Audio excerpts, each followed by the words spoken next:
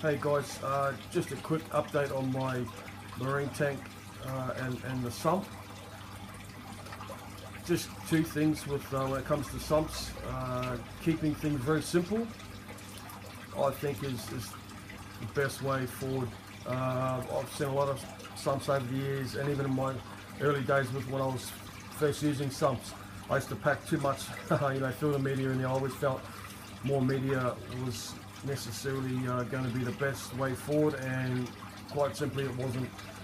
I found that the more you pack into your sumps, like no matter what it is, wool, sponge, Kamahata mesh, matrix, Cyprax, all those types of medias, which all have their uses.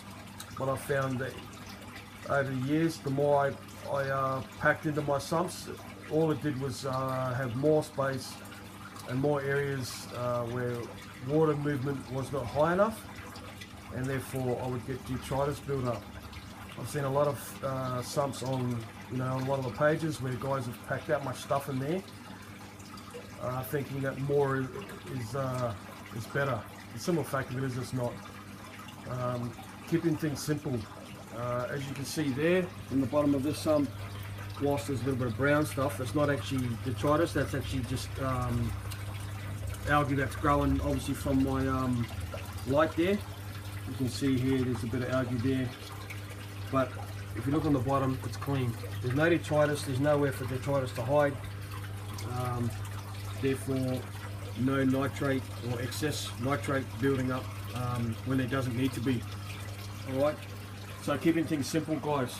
Whether it's a saltwater or a freshwater sump, I pretty much keep it exactly the same. Therein lies my second thought for sumps, and that is flexibility. When you build a sump, you need to keep in mind flexibility. When I built this sump, I actually didn't. I built it in mind that I was going to get a skimmer if I needed one. And early on I didn't use a skimmer, but as my fish load has increased, so has the waste. Therefore I decided to get the skimmer, and as you can see, I definitely needed it. So that's come down to a lot more fish in the tank, producing a lot more waste, and I obviously, I'm a type of guy who likes to feed a lot. So yeah, I got that skimmer.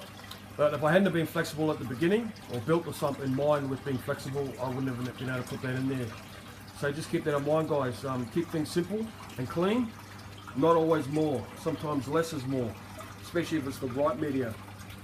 And you'll be fine. And obviously being flexible with the thought of adding things like maybe a scrubber or a skimmer, or carbon reactors, anything you might think of in the future. As you can see, I also run racing pumps with a nitrate and a phosphate remover. Yeah, so that in mind, guys. I hope that helps out anyone out, and if you've got any questions, please don't hesitate to ask. Cheers.